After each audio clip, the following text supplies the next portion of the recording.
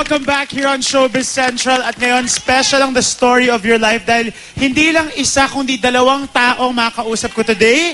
At sa talagang Araneta Coliseum levels na sila. Please welcome Eat Bulaga's comic duo, Jose and Wally. Hey, Showbiz Central na to. Guys, join me here. Welcome to Showbiz Central. Hi, Mon. Kumusta? At Dabar Cats. Masyado maingay. First, I wanna congratulate you kasi nung narinig kong Araneta Coliseum, parang kakaiba talaga eh. Pag sinabing Araneta Coliseum, parang you've really made it. Diba? Pero bago na pag-usapan yan, eto muna, ipapakita muna kami for you guys. Siyempre, Jose and Wally's showbiz careers have been filled up with a lot of fun moments so far. At ito ang una namin papakita sa inyo. Let's watch this.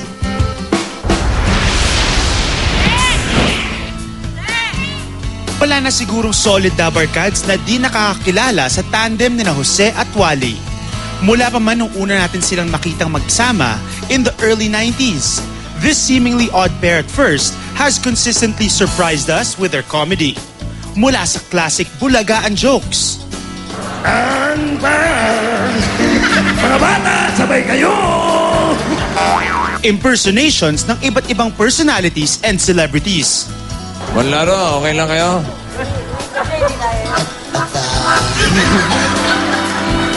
Mahirap man tanggap pero natutuwa po ako na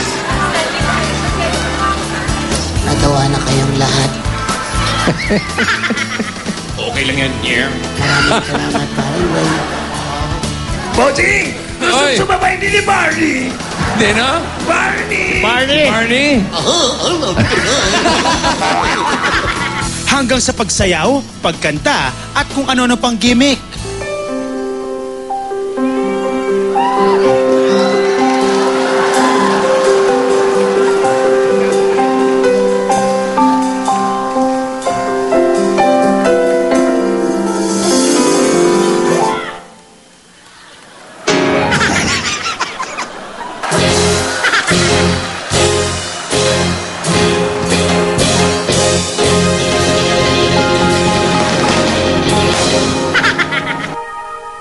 Name it, Jose and Wally will definitely have the right punchline for it.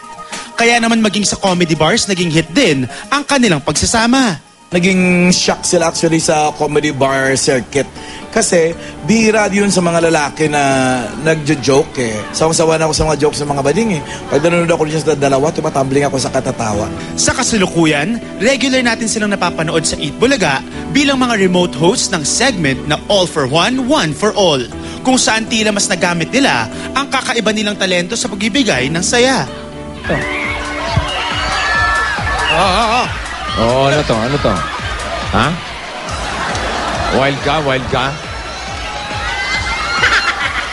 Paolo, Yes, kuya. malaki bang na-develop sa'yo, Paolo? Opo, kuya. Ano na bang nangyari sa pangangatawan mo, Paolo? Kung ano yung nakikita nyo napapanood sa TV, ganon din kami kakulit ka, siraulo sa totoong buhay. Pilip ako sa kanilang dalawa kasi ito mga nakangiti, na hindi lang siya masaya, nagbibigay pa ng saya sa ibang tao. Para sa akin, kung ang bago sa telebisyon na tinatawag na mga street hosts o yung mga tinatawag na ito yung remote hosts, number one yung dalawang yan. Sama mo na si Paolo at lahat ng sumasama dun sa One for All for One namin. Sapagkat mahirap gawin yung trabaho niyan.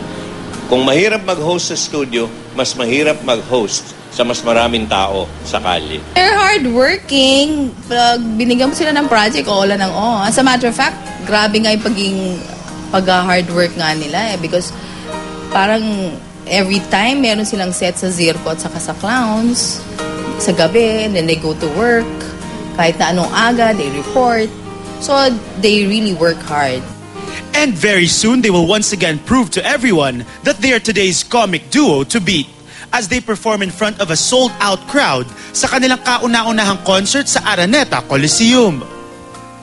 Ito ngayon ang magandang balita ko para sa inyong dalawa. Yan, bossing. Hindi na lang sa EB Concert Stage kayo mapapanood ng mga Dabarkads dahil meron kayong concert sa Smart Araneta Coliseum. it was Mr. Tuviera's idea na parang they're ripe enough to do a show at the Araneta Coliseum. Ultimate dream mo yan. Alam mo, nakakapagod siya, draining, and ang worry mo actually hindi yung performance eh. Yung kaba mo, yung mapuno kaya. And the way things are going now, alam mong mapupuno talaga. Parang ka-level na ni Big Soto yung dalawang yun eh. Tsaka ni Tito at Big and Joey. Wow! What can you say about that? Lalo kaming kinabahan. Nakakatakot lalo talaga yung concert sa Araneta na yun. Sabi nga ni Alan, yung pagod, okay lang. Pero nakakatakot talaga yung magkatao ba? May manood kaya? Oo, nakaka-nervous eh. Pero, matanong ko, ano bang sikreto sa chemistry ninyong dalawa? Yung mga jokes nyo ba, inaaral nyo ba yan beforehand? Or pag nasa entablado na kayo, natural na lang na lumalabas? Nung nag-umpisa kami magsama ni Wally, inaral namin eh. So ngayon, parang sa Itbulaga eh, yung Dabar Gods ng Itbulaga. Sa araw-araw yung pagsasama sa loob ng studio, yan yung pangalawang bahay namin eh. Nakakabisado nyo na yung bawat isa. Gamay na namin. So pagdating namin doon, minsan kung ano yung makita namin, gagawin namin ng katatawanan, tapos nakukuha niya na rin, nakukuha ko na rin. So tuloy-tuloy na siya. Okay. Siguro yung pagiging at ease nyo lang sa isa't isa. Yun lang yung ano. Komportable na siya. Ilang years na ba kayo, have you guys been working together? 8 years siguro. 8 years na. Okay. Iniisip ko siguro sa past life namin, dati kami mag-asawa siguro. So ikaw yung babae. Pero alam ko nagsimula kayo sa mga comedy bars, sa maliliit na venue. Nung sinabi sa inyo ni Mr. Tuviera, nila Malucho of Agar na talagang Araneta Coliseum sure na. Ano yung naging reaction ninyo? Ano yung sinabi nyo sa isa't isa? Ako una ko sinabi kasi pagdating doon, parang nagpunta kami sa isang lugar na nag-meeting kami. May meeting lang daw.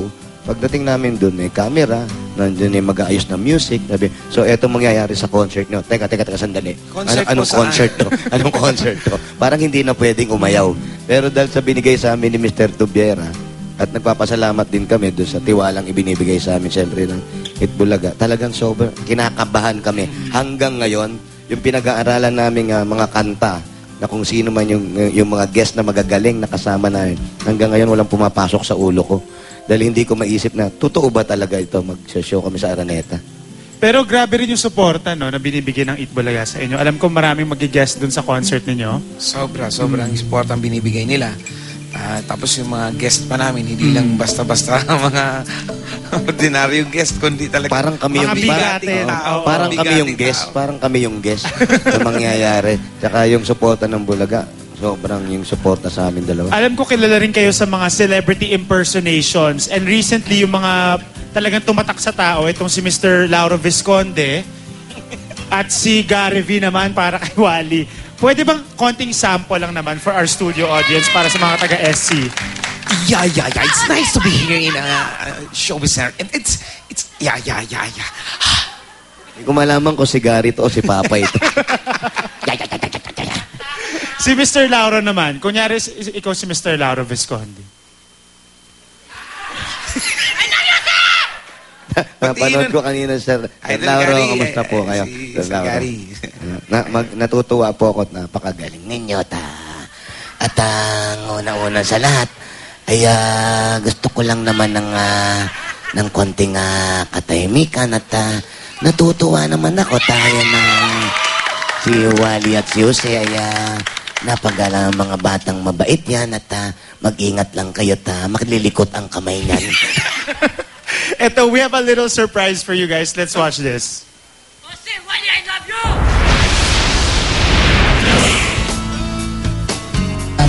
Magandang hapon. Ano po ba ang masasabi nyo sa mangyayaring bombahan ngayon ni Wally B at ni Michael B? At una sa lahat, kaya nagpapasalamat sa mga tao na ako sa Itbulaga, first time na lumabas ako sa television.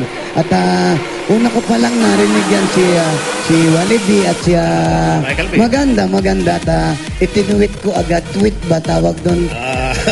Yung sa Facebook. Oo, sinabi ko sa Facebook pa kayo? Siyempre, pag walang hearing, andyan ako, nagtitweet ako dyan. everybody calls me up to inform me that did you know that she is imitating your voice. Sabi niya, makakuhain mo, and I'm happy ka ko to be kaya nga naman pagtunan tayo ng pasin ng mga katulad niya, kaya nga hindi na makakailan na hinahangaan ng marami rin. Yeah, you know, Michael B. I'll just go to the market, okay? Iwan ka mo dito sa bahay, bantayan mo ang bahay, isarado mo ang bintana, pakainin mo yung alaga kong aso. Ha? Okay, huwag kang magtetelay babalik. Ha? Okay. Siyempre, nakakataba ng puso dahil matagal na talagang sinasabi sa akin ng napakarami na, napanood mo na ba si Pali? Napanood mo na ba? So, minsan na nakikita ko yung mga glimpse or yung mga clips ng mga ginagawa niya. And Wally, I have to say na talagang thank you. I'm happy na yung name na Gary Valenciano naging bahagi din ng career niya. Ano naman totoo, pagkat at least kahit paano, siguro nakapagdudulot ng kasiyahan din sa ating mga viewer. Yung mga ginagawa niya yun as entertainer, as an actor, talaga kakatuwa rin si Jose. No? I'm happy, at least for him, na marami siyang taong napapasaya dahil sa kanyang paggawa ng ganitong mga gimmick na. I'm wishing the both of you all the success. I'm happy that I'm going to be part of that show. I'm looking forward to it. At alam nyo, talagang sana tuloy-tuloy talaga ang success ninyo. God bless you guys and I wish you all the best, Araneta Coliseum. Wow! Sige! Ataw! Gawin niyo lang. I'll be there to back you up 100%. God bless. Wow, Gary Valenciano will be guesting on your concert. Grabe. Ano masasabi niyo dun sa message sa inyo ni Mr. Lauro Visconde at of course, the one and only Gary V? Nakakataba ng puso. Tsaka, siyempre, una, nahihiya ako kasi baka